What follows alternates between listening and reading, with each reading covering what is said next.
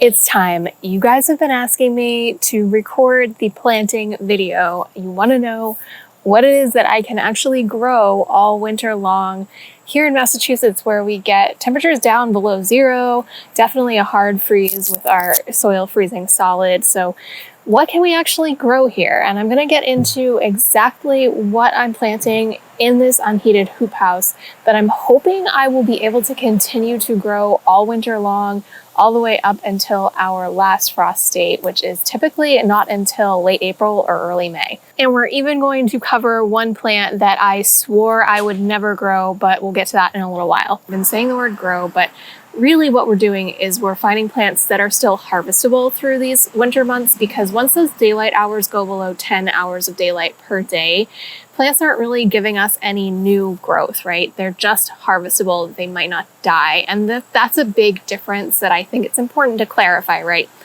I think a lot of us assume that plants die because of the temperature, but the truth is that they usually die because of wind chill or lack of daylight hours. So if you can insulate those plants against the more severe weather, a lot of these, all the ones in front of me right now, can survive down into 10 degrees, 15 degrees, 32 degrees. Now we're trying to keep the hoop house soil at least 32 degrees, which all of these plants will thrive in.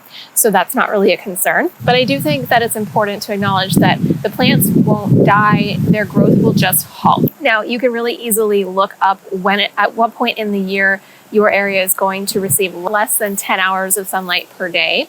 I know when I looked mine up, it was somewhere between like mid to late December where this starts happening, and then we don't get back to more than 10 hours of daylight per day until sometime in February or March. So there's a significant period of time there where the plants are essentially dormant and we're just harvesting. I think you'll find that the list of things that we can continue to grow is longer than you'd think. I was pretty surprised. And as always, I did pick this selection based on Elliot Coleman's book, The Winter Harvest Handbook. And this has been my guidebook for this entire project. He has a whole index in the back of the book that listed everything that they've successfully grown in their zone in Maine using this unheated hoop house method. So I'm pretty confident that they'll work for my area as well, since it's a little bit warmer here. This is the first thing that I planted. This is the Danvers Carrot. And these carrots were actually created in Massachusetts, like an hour from where I live now, back a long, long time ago, when growers were searching for a variety that would have improved yield, color, and just overall consistency. So if you're looking for like a perfect carrot, this one is definitely it. Now with carrots, the hardest part is always germination and the thinning. So you could get a pelleted seed. I do that sometimes because it makes it easier to space out those tiny seeds. But I'm just kind of methodical, and I try to plant them as carefully as possible with that 1-inch spacing already in place. For germination, I like to cover mine with either cheesecloth or row cover. This protects the seeds, and it also keeps the soil moist, which is the most difficult part of germinating carrots. We want to make sure that the soil is staying damp the entire time until they've reached germination. And I usually take that cover off when the seedlings are about 1 inch tall. This is Choy mustard. I think I'm saying that right, but correct me if I'm wrong. I don't know why I've decided to grow so many different types of mustard. I mean, it's just one of those types that does really well in the cold because it's a brassica. So we're experimenting with it. I'm not sure how I'm going to like it, but we like to try new things, so we'll see what happens. This one has curled leaves and really crunchy stems, so I think it'll be fun texture in my winter cooking. And it's harvestable in just like 40 days, so this is another one that's like a really fast grower. And next up we have spinach. I chose the Bloomsdale variety. This is a classic. I have never had good luck with growing spinach in the spring. It's not that it doesn't germinate for me at all, but I just feel like I either planted too late or things just warm up faster than I'm expecting them to. And so I end up with like really itty bitty tiny baby spinach leaves, and I'll harvest it like maybe 2 or 3 times. And it's just kind of a measly amount. So I'm excited to try this in the fall because I'm anticipating getting a larger harvest, since I'll be able to continuously grow it throughout a longer period of time with the cooler temperatures that we'll have in the greenhouse. This is common sorrel.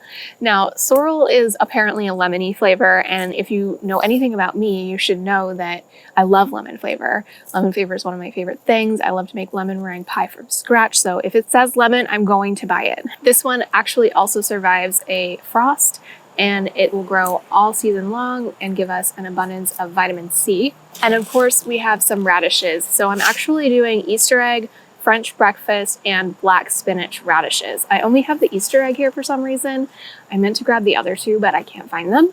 So I'll just kind of cover them all at once. But basically, Easter egg is my least favorite, which, go figure, I have the package right here. They're really fun to grow because you get like an abundance of like color, and it's just like very satisfying because they're easy to grow, right? They grow really, really fast. They're fun to pull out.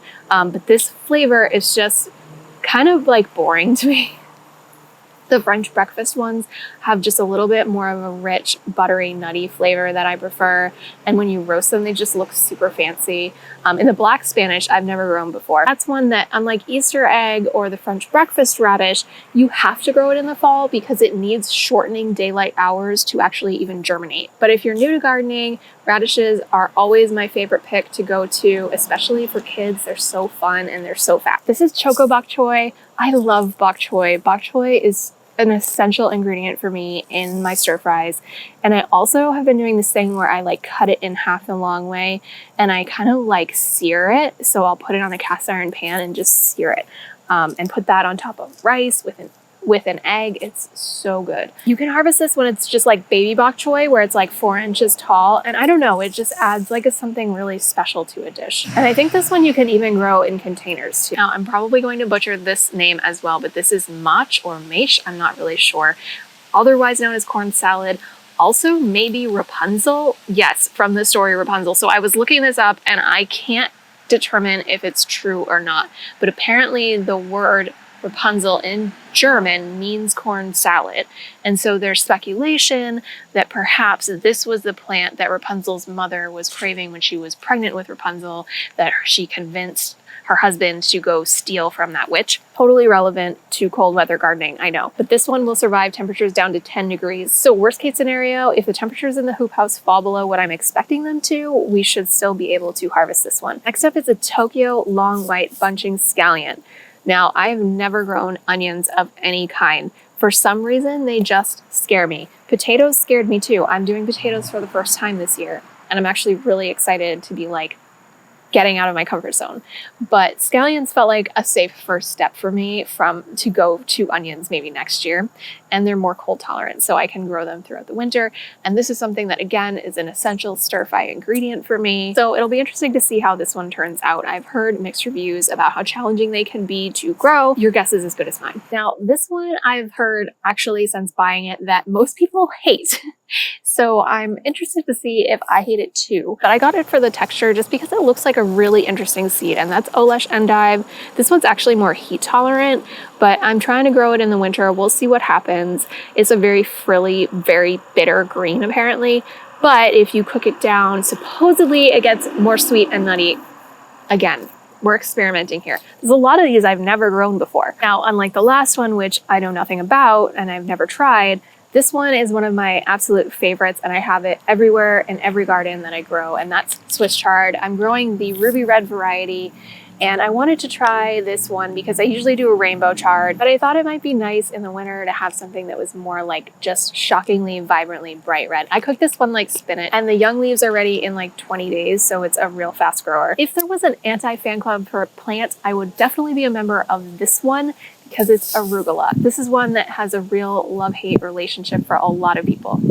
And I think I honestly just had like a really bad like first experience with arugula. It was probably like one of the most bitter varieties and like the fully mature version. I have had baby arugula on a pizza with like balsamic glaze and like, I think it was sun-dried tomatoes and feta. It was so good. I know it has a place in the world, but I'm still not convinced. So Astro's supposed to be more on the mild side, especially when it's young. So I'm interested to see if this is one that I can tolerate and maybe even enjoy. Next up, we've got another member of the mustard family. This time it's Mizuna. And again, this is just another one that I've never tried before. I'm really interested to see if we can get some variety from these flavors versus just like only having lettuce and Swiss chard, which are fun and mild and everybody likes them.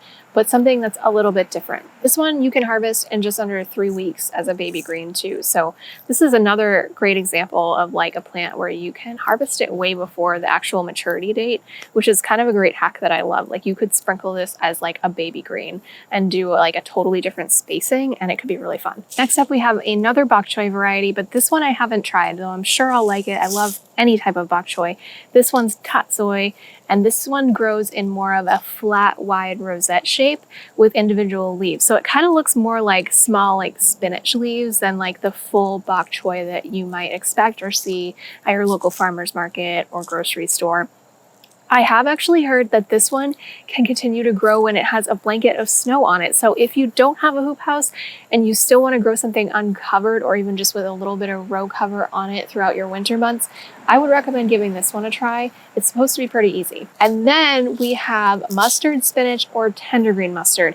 It's not mustard or spinach, but apparently it has the best characteristics of both. So it's more of a mild mustard flavor and something that is more enjoyable to a wider variety of taste buds. I picked this one because, again, it's another mustard variety that's super cold hardy.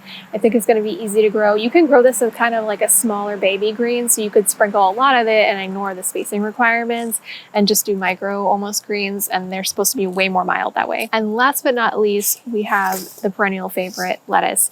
Lettuce will grow really well in our hoop house environment, and I like to do a mesclun mix, any type of mix, because who wants to choose what kind of lettuce they're growing, right? We want to have it all. So this will give me a wide variety. Botanical Interest actually sends these as a thank you with a lot of their seed orders, so it was a really nice surprise. Who doesn't like free lettuce? All right, that is everything that I have to plant in my hoop house for the winter, and I'm growing from November through March or April. So I have to get planting all this stuff, but hit the like button if this was helpful, and let me know in the comments if you have any specific growing questions for any of these plants. I've been doing a lot of research even on the ones that I haven't grown myself before, so I would love to help. And don't forget to subscribe so you don't miss any other videos.